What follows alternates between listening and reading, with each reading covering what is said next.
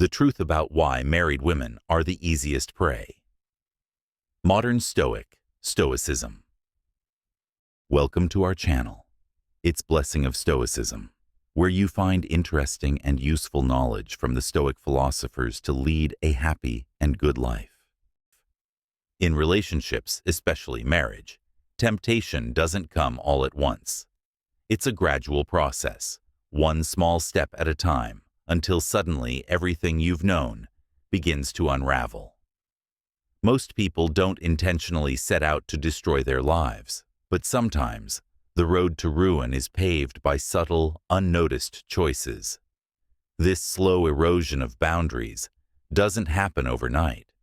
It's the harmless-seeming conversations, the innocent smiles, and the fleeting moments of connection that gradually weaken what was once strong. The truth is, married women can be some of the easiest to fall prey to temptation, not due to weakness, but because human nature itself is susceptible to small moments of desire. It's not that they consciously seek to betray their commitments. Rather, it's the small, almost imperceptible shifts that lead to deeper entanglements. Psychologists have long studied this phenomenon, which reveals that even the most seemingly innocent of actions can create cracks in the foundation of a relationship. As the boundaries slowly blur, they may find themselves looking in the mirror one day, not recognizing the person they've become. So why are married women more vulnerable to this? And how do they justify it to themselves? In today's exploration, we will uncover the truth and provide a deeper understanding of this intricate, often misunderstood aspect of human nature.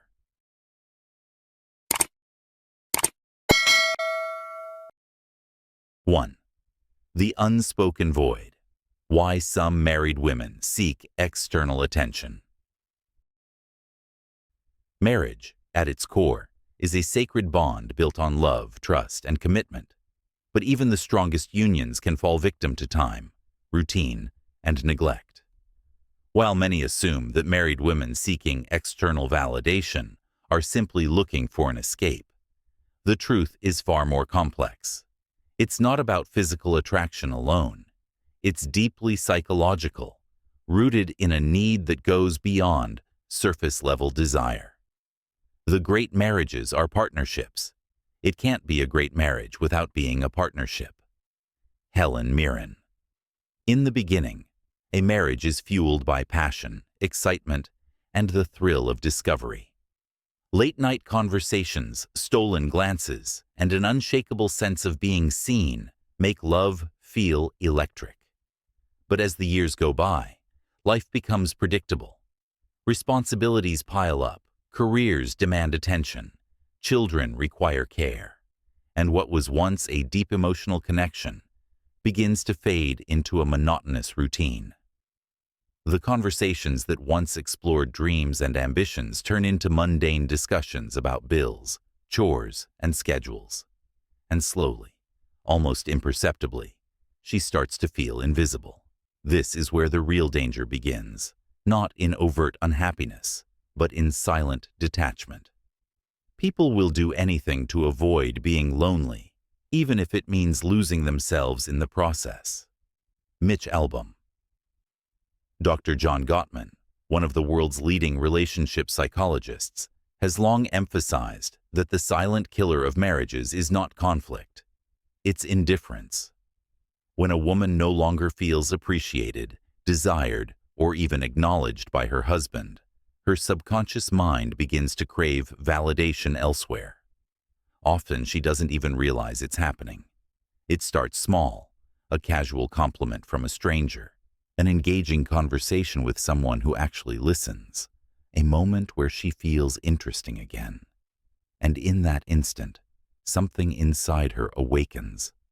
That brief moment of being truly noticed becomes intoxicating, almost like oxygen, after years of emotional suffocation. This is where practical Stoicism for daily life can offer clarity. A Stoic man understands that external factors, like a wife's shifting emotions or attention-seeking behavior, are not within his control. What he can control, however, is his awareness, his response, and his role in keeping the emotional fire alive in his marriage. The reality is, marriage provides security and stability, but stability can sometimes be the enemy of excitement. This is where psychology steps in, specifically the Coolidge effect, which states that novelty triggers desire.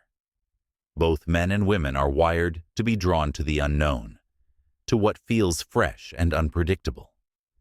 When a woman has spent years in a marriage that feels stagnant, where every interaction feels scripted, even the smallest spark of something new can feel electrifying.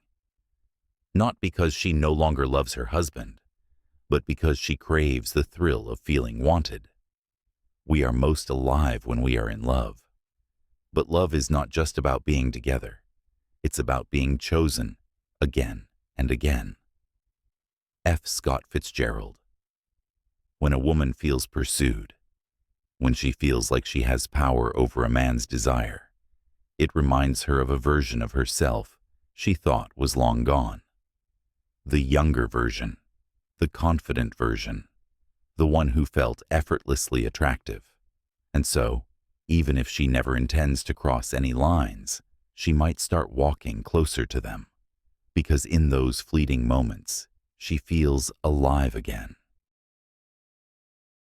2. The Justification Game. The mind will always find a way to justify what the heart has already decided. Anonymous. No one wakes up one day and says, "I think I'll betray my marriage today." That's not how it works. When a married woman begins engaging in emotionally or physically risky behavior, it doesn't happen all at once. It's a slow, slippery process, one that is often justified in the deepest corners of her mind, long before it manifests in real life. Because the truth is, guilt is an unbearable weight. And if someone can convince themselves that what they're doing isn't really wrong, they no longer have to carry that weight. So how does this happen?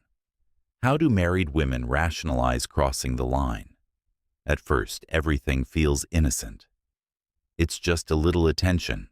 What's the harm? I'm just talking to him. There's nothing wrong with that. It's not like I'm cheating. I'm just enjoying the moment. The human brain is a master of self-deception. If something feels good but goes against one's moral values, the brain creates excuses to bridge the gap. Psychologists call this cognitive dissonance, the tension that arises when our actions contradict our beliefs. And when that tension becomes too much to bear, the mind bends reality to protect itself. The easiest person to fool is yourself. Richard Feynman. So, a woman who was once completely loyal starts playing mental games. She downplays her actions. It's just flirting. It's not like I'd actually do anything. She shifts the blame. If my husband paid more attention to me, I wouldn't need this. She compartmentalizes. This has nothing to do with my marriage. This is just something separate for me. But here's the kicker. The more she justifies, the further she'll go. For many married women, the first betrayal isn't physical, it's emotional. And this is what makes it so dangerous. With physical cheating, the lines are clear.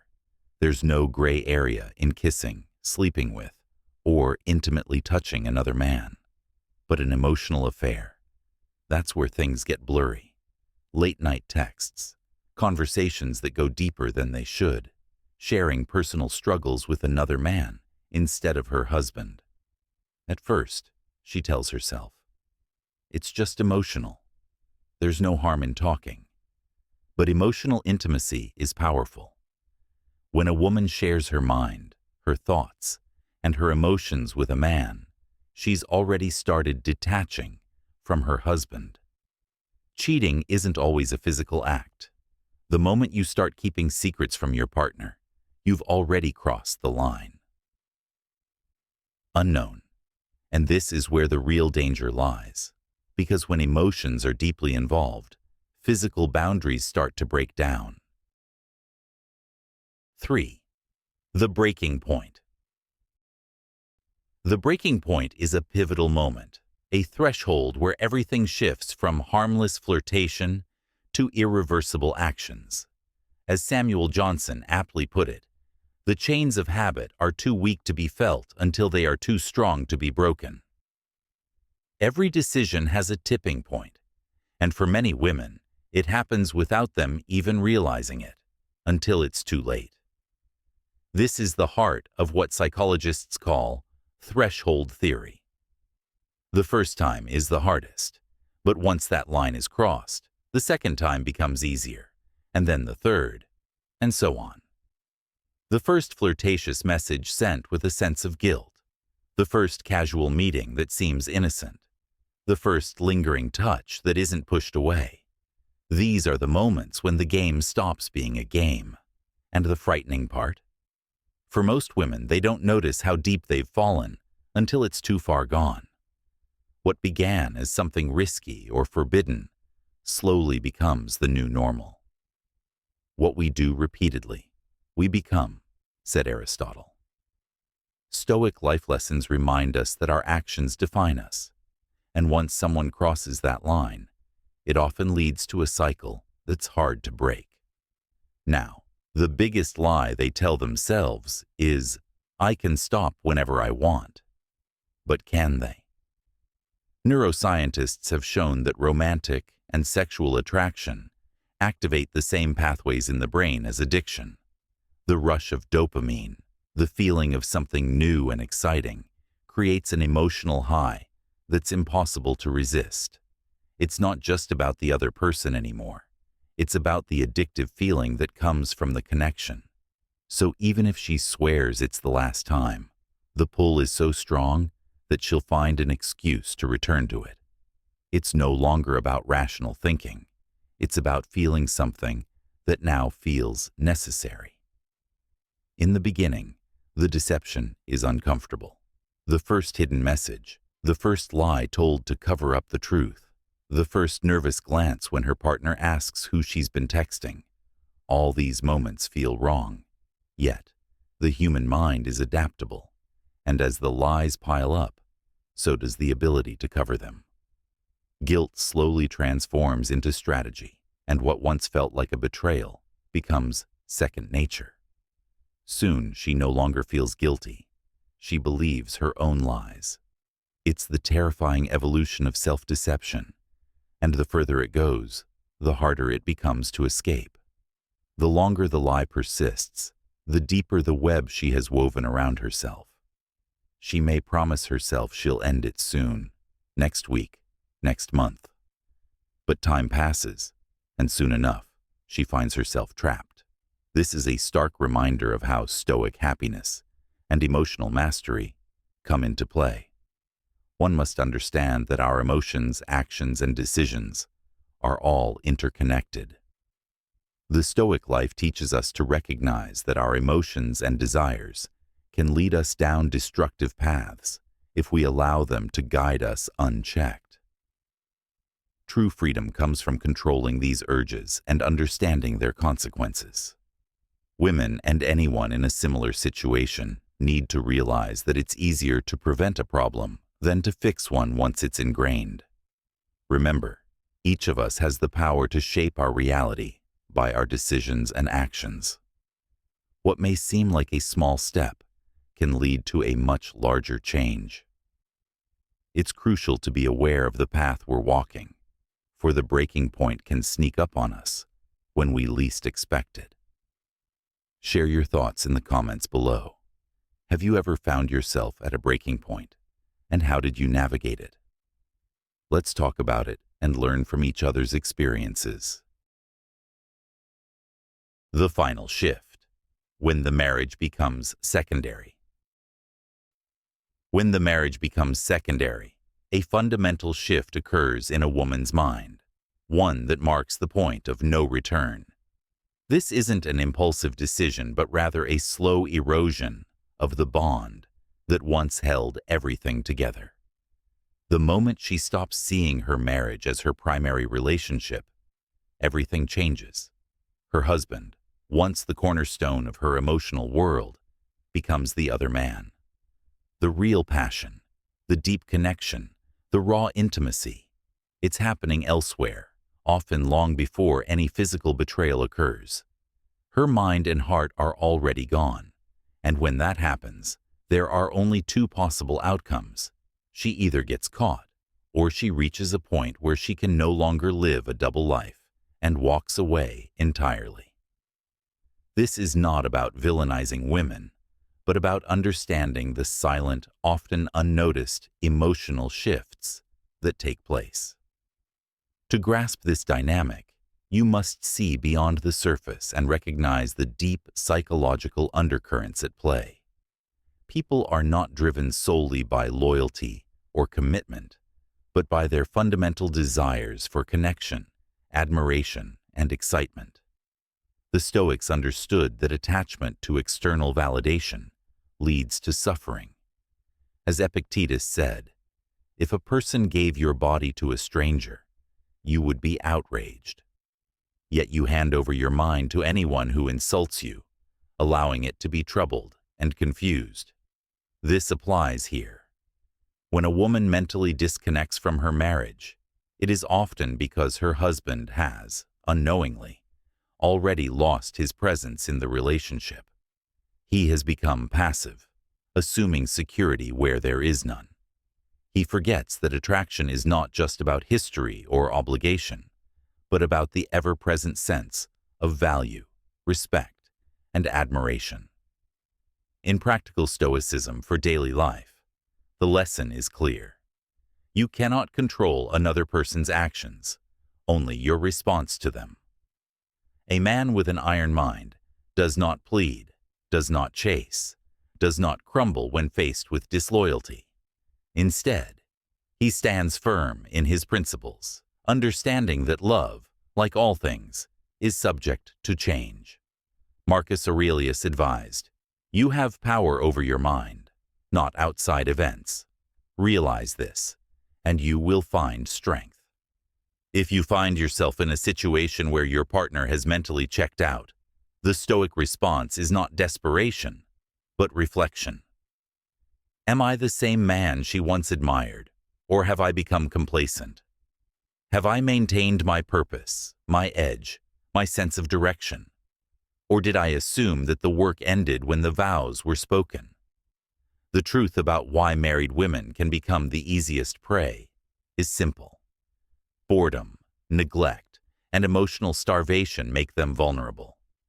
Not in the sense of weakness, but in the reality that people crave excitement, validation, and the feeling of being truly seen. The world does not operate on fairness, but on nature, and nature rewards those who stay sharp, adaptable, and present. Stoic principles teach that attachment to illusions leads to suffering, and the biggest illusion in marriage is thinking that the relationship is static, that once won, it needs no further battle. In reality, desire is kept alive through strength, mystery, and self-respect. A man who embodies these traits never begs for loyalty. He commands it through his presence. If you take anything away from this, let it be this. Do not focus on controlling another person's actions.